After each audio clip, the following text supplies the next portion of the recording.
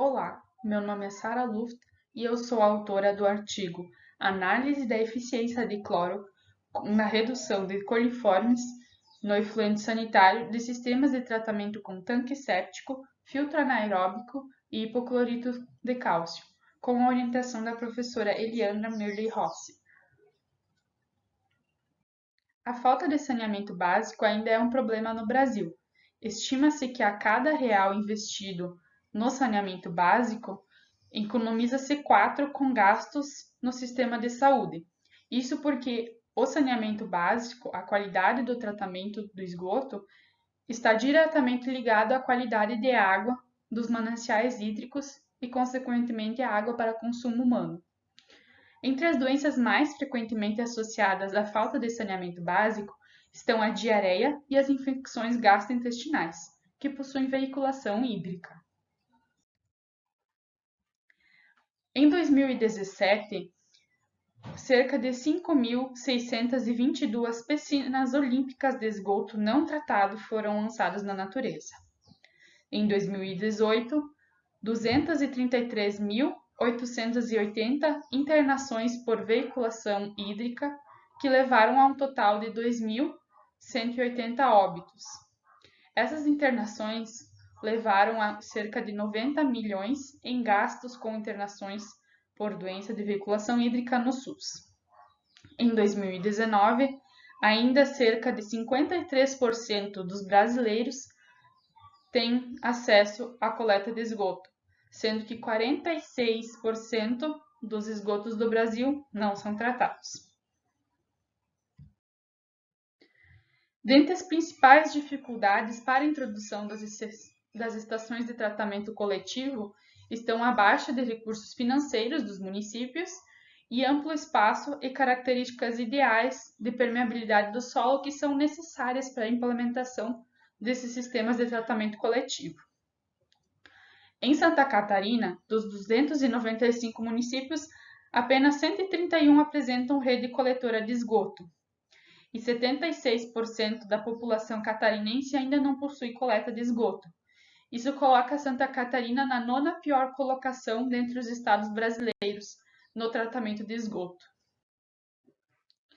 A realidade das cidades pequenas, então, é que ocorre o descarte incorreto de resíduos sanitários e domésticos, levando à contaminação de mananciais hídricos superficiais e profundos, o que acarreta na diminuição da qualidade da água de consumo humano e aumentando a disseminação de doenças de veiculação hídrica. Em São Miguel do Oeste foi evidenciado problemas em relação à qualidade de água para consumo humano pelas pesquisas e prestação de serviço realizadas na UNOESC. Em São Miguel do Oeste são implantados sistemas conforme as NBRs 7.229 de 1993 e 13.969 de 1997. No entanto, essas NBRs elas apresentam certos problemas em relação principalmente à cloração, que é o sistema de desinfecção adotado nessas NBRs. Não é colocado a quantidade de pastilhas de cloro que devem ser colocadas nos sistemas e nem o tempo de reposição dessas pastilhas. Então, ocorrem certas falhas, principalmente no monitoramento e operação desses sistemas, que levam a uma certa baixa eficiência dos sistemas. Então, os materiais e métodos, Foram realizadas coletas em 6 edificações prediais de São Miguel do Oeste, em condições assépticas, de forma semanal, de agosto a dezembro de 2019, totalizando 21 coletas. As análises laboratoriais, então, foram realizadas as análises de pH pelo método eletrométrico, cloro residual livre por método colorimétrico da Merck, DQO pelo método colorimétrico Merck, coliformes termotolerantes pelo método de fermentação em tubos múltiplos. A partir dos dados que a gente obteve na análise laboratorial, foi realizada a análise estatística, com média aritmética e desvio padrão dos parâmetros, cálculo da correlação de Pearson, análise dos componentes principais. Esses dados foram avaliados conforme as legislações do CONAMA 430 de 2011 e CONAMA 357 de 2005 e as NBRs já destacadas.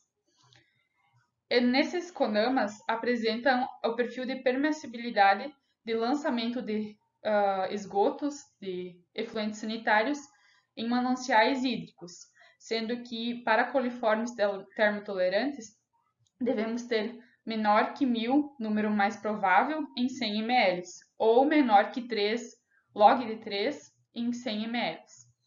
O cloro residual livre deve ser maior que 0,5 mg por litro. O pH deve ser entre 5 e 9, e a DQO ela não é estabelecida nesses CONAMAs.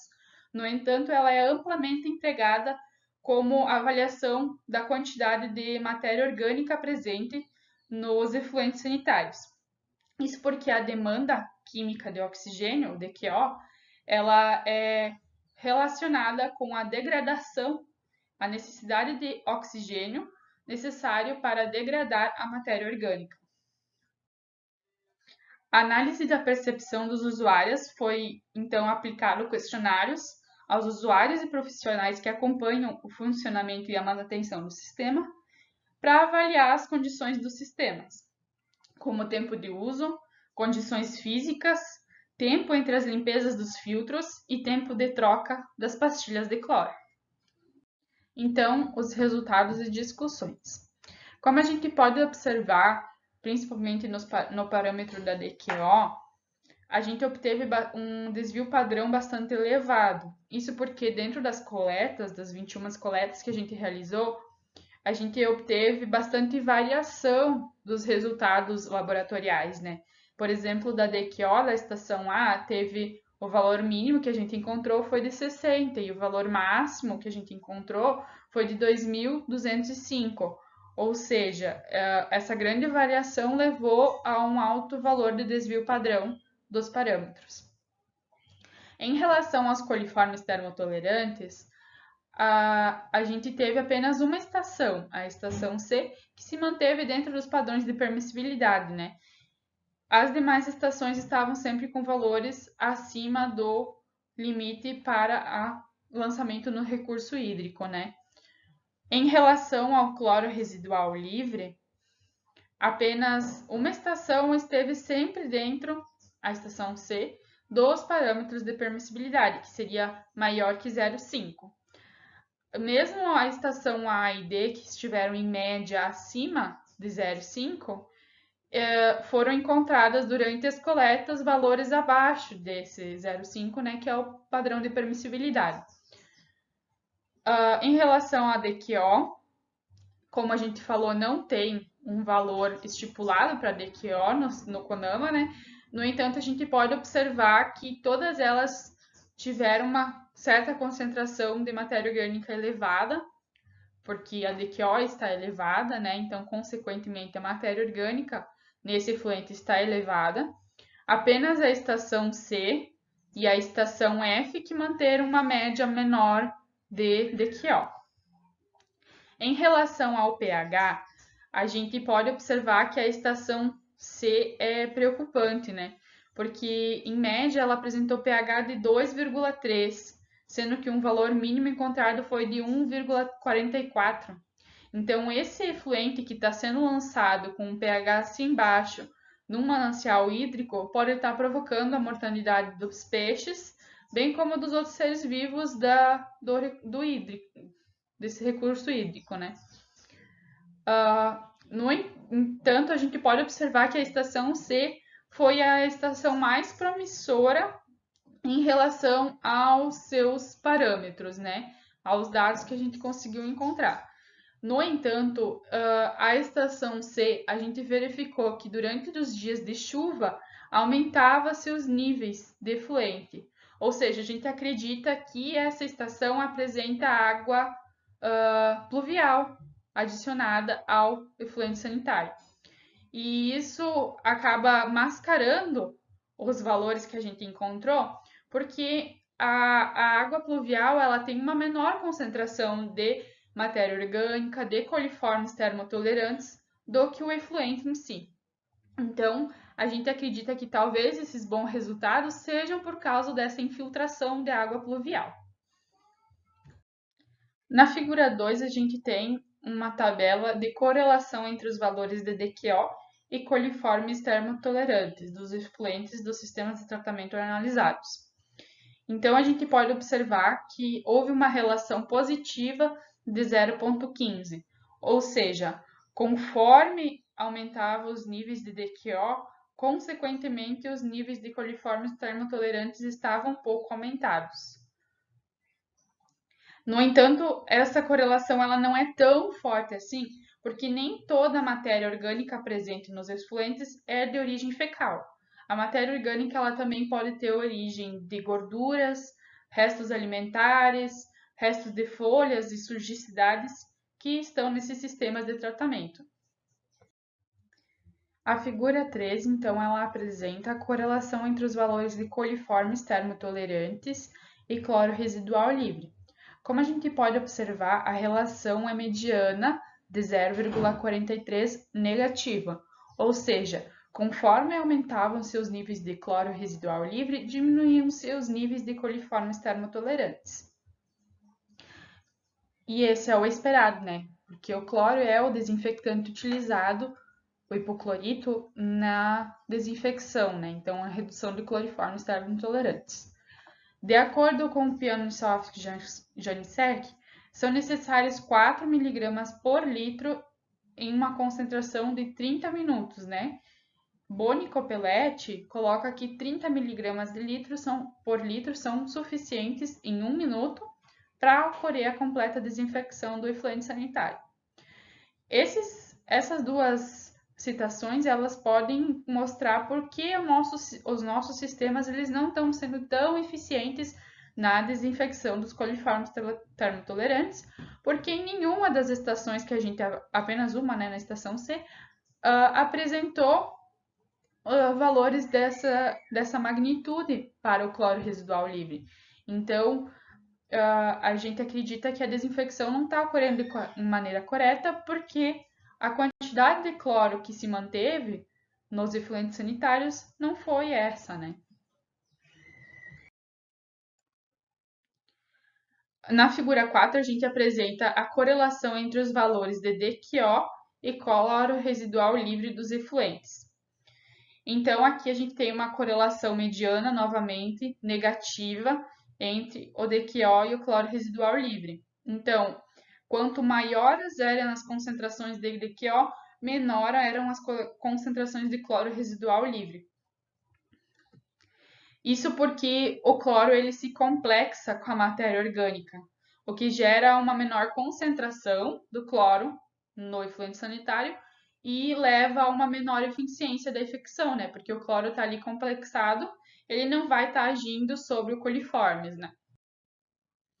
Então, aqui na figura 5, a gente apresenta a correlação entre os valores de pH e cloro residual livre. Então, a gente tem uma forte correlação negativa de 0,89 entre o pH e o cloro residual livre. Isso quer dizer o quê? Que conforme aumentavam as concentrações de cloro residual livre, diminuíam-se o nível do pH, né? Isso porque o cloro, né, o hipoclorito de cálcio ou hipoclorito de sódio, quando entram em contato com a água, eles se dissociam formando ácido hipocloroso. O ácido hipocloroso gera uma diminuição do pH do efluente sanitário. Aqui a gente apresenta a análise multivariada dos parâmetros avaliados. Então, a gente pode correlacionar então, em dois grupos, né? Conforme a gente viu também nas tabelas anteriores, onde pH, coliformes e cloro residual livre ficaram em um componente e o DQO ficou isolado em outro componente. Na figura 7, a gente apresenta a análise da percepção dos usuários frente às estações de tratamento de esgoto. Então, quando a gente perguntou como consideram a dificuldade de operação do sistema de tratamento do esgoto, cerca de 75% colocaram que é trabalhosa e apenas 25% seria regular. Quanto ao sistema ser eficiente, todos destacaram que não era eficiente, pois já ocorreram diversos problemas com os sistemas. Se o sistema era custoso, todos colocaram que o sistema era custoso por causa devido ao custo das pastilhas de hipoclorito de cálcio. Se o método de tratamento é uma boa solução para o tratamento de esgotos de efluentes prediais. Todos colocaram que não, porque é uma difícil operação e geram custos, né? Se recebeu instruções como operar adequadamente o sistema, todos colocaram que sim. Qual é a regularidade de limpeza do tanque séptico? 75% realizava a cada 6 meses e 25% mensalmente. Quanto à regularidade da reposição da pastilha de cloro, todos faziam quinzenalmente. E se o sistema gerava odores incomodativos, todos colocaram que sim. E se o sistema começava a gerar problemas, todos colocaram que sim. Então, concluindo, a maioria dos sistemas avaliados, 83% deles, não foram eficientes na redução da contaminação microbiológica. E o sistema que apresentou os melhores resultados, possivelmente, que foi a estação C, possivelmente possui infiltração de água pluvial. A eficiência de todas as etapas do tratamento é fundamental. Então, se o tanque séptico não estiver fazendo a redução da matéria orgânica de forma correta, a desinfecção não vai ser eficaz, porque, como a gente comentou, o cloro se complexa com a matéria orgânica e não produz a desinfecção nos coliformes, né? O dimensionamento deve ser feito com cautela e a operação deve ser criteriosa, né? Então, tipo, tem que estar sempre fazendo a limpeza do filtro, tem que estar colocando as pastilhas de cloro no tempo certo e tudo mais. E essas são algumas das referências que foram utilizadas para a realização do trabalho. Então, muito obrigada pela atenção e até mais.